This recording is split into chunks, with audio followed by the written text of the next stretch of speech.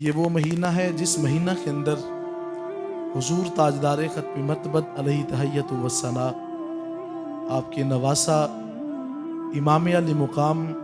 امام حسین رضی اللہ تعالی عنہ آپ نے دین اسلام کی سربلندی کے لیے اپنا کل خانوادہ جو تھا وہ قربان کیا اور اسلام کے لیے اسلام کے علم کو جو ہے وہ بلند کیا۔ اسلام کی سربلندی کے لیے امام علی مقام امام حسین رضی اللہ تعالیٰ عنہ آپ نے وہ عظیم قربانی پیش کی جس کی مثال کائنات کے اندر قیامت تک نہیں ملے گی۔ حضور علیہ الصلوۃ والسلام کے نواسا امام حسین رضی اللہ تعالیٰ عنہ آپ نے سنت مصطفیٰ علیہ الصلوۃ والسلام کا علم اتنا بلند کیا ہے کہ آپ نے جاتے جاتے یہ لفظ کہے کہ جانا گیاں تے کی غم جانا تے جا منائے، جانا گیاں تے کی غم جانا تے جا منائے، سنت تے زندہ ہو گئی شاہ کونین دی۔ حضور علیہ الصلوۃ والسلام کی سنت کو جو ہے وہ کبھی نیچا نہیں ہونے دیا۔ تو حضرت امام حسین رضی اللہ تعالیٰ عنہ نے ہمیں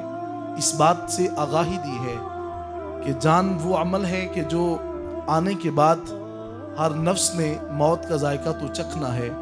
لیکن موت بھی ایسی آئے کہ زمانہ اس کے اوپر ناز کرے، کائنات اس کو کبھی جو ہے وہ فراموش نہ کرے، اس کی خدمات ہمیشہ انسان کے سامنے رہے۔ آج کے بعد آج 13 اگست ہے، اس کے بعد 14 اگست کا دن آنے والا ہے، اور پاکستان جو ہے ہم نے بنتے ہوئے نہیں دیکھا، بلکہ ہم نے پاکستان کے اندر جو ہے اور اس کے اوپر جو ہے ہم نے اپنی نگاہوں کو اور آنکھوں کو کھولا ہے۔ جب ہم پیدا ہوئے تو ہم مسلمان تھے اور ہم نے مسلمانوں کے گھر کے اندر جو ہے اپنی نگاہوں کو کھولا ہے، لیکن یاد رکھیے گا کبھی ان کی تاریخ ان کی کہانیاں پڑھ کے دیکھیں جنہوں نے پاکستان کے لیے اپنی قربانیاں دی ہیں،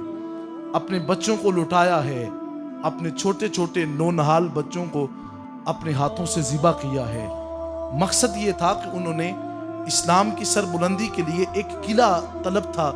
جس کو پاکستان کہا جاتا ہے۔ اور کبھی کبھی آپ اس کی تاریخ پہ غور کریں، یہ ان لٹیرے جو ہے حکمرانوں کی ملکیت نہیں ہے، یہ ملکیت جو ہے وہ ہمارے صوفیاء کی ہے، یہ اللہ والوں کی ملکیت ہے جنہوں نے ہمیں یہ علیحدہ ملک لے کر کے دیا ہے۔ اور اس کا ایک خاص مقصد تھا، اور مقصد کیا تھا کہ یہاں پہ دین حقہ کا علم جو ہے وہ بلند کیا جائے، یہاں پہ نظام مصطفیٰ صلی اللہ علیہ وآلہ وسلم کا نفاذ کیا جائے۔ اگر آپ یزید کی طرف توجہ ڈالیں تو اس کا سب سے بڑا جو ہے وہ عمل یہ تھا کہ وہ آقا علیہ الصلوۃ والسلام کی سنن سے بغاوت کرتا تھا، وہ شراب نوشی کرتا تھا، وہ ہر قسم کی بدفعلی کرنے والا تھا۔ اور یاد رکھیے گا اگر ایسی سوچ رکھنے والے انسان ہمارے اوپر حکمرانی کرتے ہیں تو یہ رب کی طرف سے ہمارے اوپر بہت بڑی یہ وعید اور بہت بڑی سزا آ چکی ہے۔ ہمیں اس بات کی طرف توجہ ڈالنی ہوگی کہ اگر ہم نے اس پاکستان کے اندر ہم نے آنکھ کھولی ہے تو ہم نے اس کی سلامتی اور بقا کے لیے بھی دعا کرنی ہے۔ آقا علیہ الصلوۃ والسلام جب بیت اللہ سے نکلتے ہیں تو حضور علیہ الصلوۃ والسلام بیت اللہ کے سامنے رک کر ارشاد فرماتے ہیں کہ اے مکہ مجھے تو بڑا یاد آتا ہے، تیری ہوائیں تیری فضائیں تیری محبتیں مجھے کبھی نہیں بھولیں گی۔ تیرے آنگن کے اندر میں نے آنکھ کھولی ہے اور میں جو ہے وہ بچپن کا زمانہ میں نے تیرے اندر جو ہے وہ بسر کیا ہے۔ اے بیت اللہ تیرے رہنے والے لوگ مجھے تنگ کرتے ہیں، نہیں تو زندگی بھر میں کبھی تجھے چھوڑ کے نہ جاتا۔ دیس کی محبت آقا علیہ الصلوۃ والسلام نے ہمیں یہ درس دیا ہے، اپنے ملک کی محبت کا جو ہے وہ آقا علیہ الصلوۃ والسلام نے ہمیں پروانہ دیا ہے۔ تو ذات ذی وقار ملک کی محبت جو ہے وہ کبھی انسان کے سینے سے نکل نہیں سکتی۔ کبھی آپ ان پردیسیوں سے پوچھیں جو ملک سے باہر بیٹھے ہیں کہ اس ملک کی محبت کس کو کہتے ہیں، اپنے گھر والوں سے پیار کس چیز کا نام ہے، اپنے چاہنے والوں سے پیار جو ہے وہ کس چیز کا نام ہے، الفت کس چیز کو کہا جاتا ہے۔ تو ذات ذی وقار اس ملک کی بقا کے لیے جو ہے ہمیں کام کرنا ہوگا۔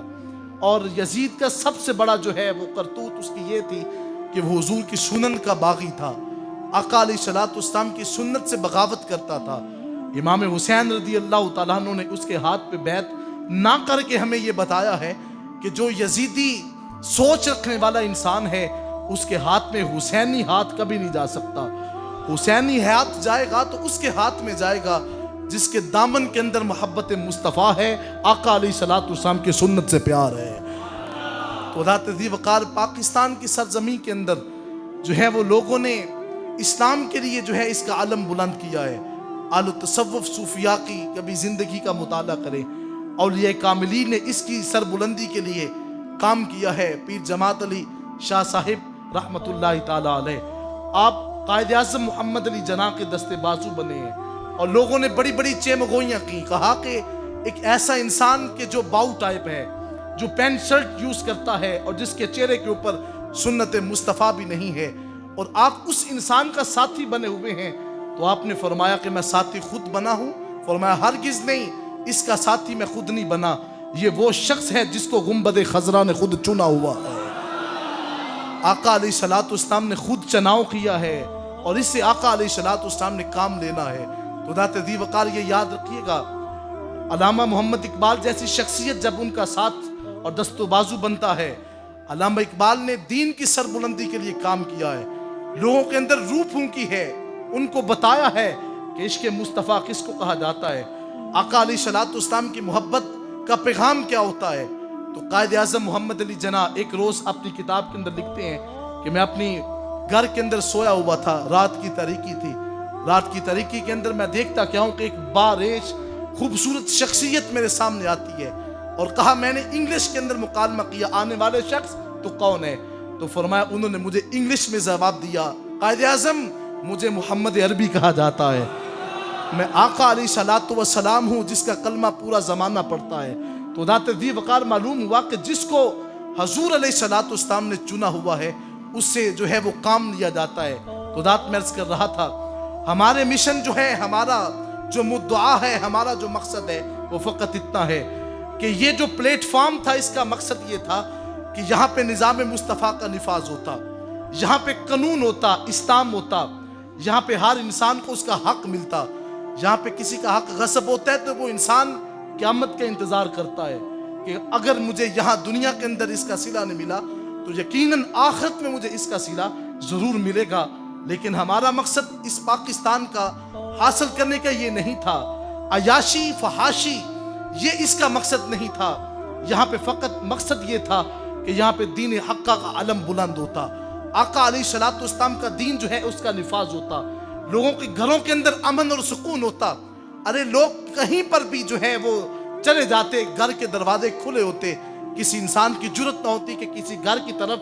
آنگن کی طرف نظر اٹھا کے دیکھے. لیکن ہم اس بات سے جو ہیں وہ آ چکے ہیں اور اس بات سے ہیں عاجز آ چکے ہیں. فقط اتنی سی بات ہے کہ ہمیں وہ حکمران نہ ملا جس حکمران کی رگوں کے اندر آقا علیہ الصلوۃ والسلام کی محبت کا جام باقی تھا، جس کے آنگن، جس کی جو ہے وہ رگوں کے اندر حضور کی محبت کا جو ہے وہ خون دوڑتا تھا. تو ذات ذی وقار ہمیں اس بات کی طرف توجہ ڈالنی ہوگی. ہمارے بڑوں نے قربانیاں دی ہیں، ہمارے بڑوں نے کاوشیں کی ہیں، تو اس کا مقصد عیاشی اور فحاشی نہیں تھا. 14 اگست کا دن آتا ہے تو ہم فقط یہ کرتے ہیں کہ اس دن کے اندر ہم عیاشی میں اپنا دن بسر کر دیتے ہیں. جوانوں کے لیے یہ پیغام ہے، اس کا مقصد ہرگز یہ نہیں ہے کہ ہم جو ہے وہ اپنی زندگی کو مختلف خرافات کے اندر بسر کر دیں، بلکہ سجدہ تشکر کیا کریں. ان سے پوچھیں کہ جو ہندوستان کی سرزمین کے اندر اگر قربانی کرنا چاہتے ہیں تو جانور کو ذبح نہیں کرنے دیتے، اگر مساجد کے اندر سر جھکاتے ہیں تو اوپر سے بمباری کر دی جاتی ہے، انہیں جو ہے وہ نیست و نبود کیا جاتا ہے. ہمیں قائد اعظم نے 2 قومی نظریہ دیا، کہا کہ لوگوں یاد رکھو اس قوم کا جو ہے وہ نظریہ جداگانہ ہے، جس کی آپ پوجا پاٹ کرتے ہیں ہم اس کی عبادت نہیں کرتے، جن بتوں کو تم پوجتے ہو ہم اس کو نہیں پوجتے، جن جانوروں کا تم جو ہے گوشت حرام سمجھتے ہو ہمارا اسلام اس کی اجازت دیتا ہے. قائد اعظم نے کہا کہ جس رسول اللہ کی تم تقلید نہیں کرتے اس مدینے کے تاجدار کا کلمہ ہم پڑھنے والے ہیں. فرمایا کہ ہمارا رہن سہن کا طریقہ، شادی بیاہ کی رسومات جدا گانا ہے، تو اس لیے ہمیں علیحدہ ملک کا جو ہے وہ طلب ہے، اس کا جو ہے ہمیں اس کی ضرورت ہے. علامہ قائد اعظم محمد علی جناح نے پھر پاکستان کا جو پلیٹ فارم ہمیں لے کر کے دیا، لوگ جب ادھر سے جب ہجرت کر کے پاکستان کی طرف آتے ہیں تو اس سرزمین کے اندر آتے وقت جو ان کے ساتھ ہوا، تاریخ گواہ ہے۔ ایک خاتون نے اپنے مکالمہ کے اندر لکھا، رات کی تاریکی کے اندر کہتی ہے میں نکلی اور ایک بہت بڑا ہجوم تھا، ان کے ساتھ مل کر جب میں نکلتی ہوں تو کیا ہوا، راستے کے اندر ہندو مہاراج کھڑے تھے، انہوں نے قافلے کو لوٹنا چاہا، ہم چھپتے ہیں۔ خاتون نے کہا کہ میرے پاس ایک ننھا سا بچہ تھا، کہا کہ اگر وہ بچہ بلکتا روتا اس کی آواز پیدا ہوتی اور کئی جو ہے وہ ہزاروں کے اندر لوگ پکڑے جاتے۔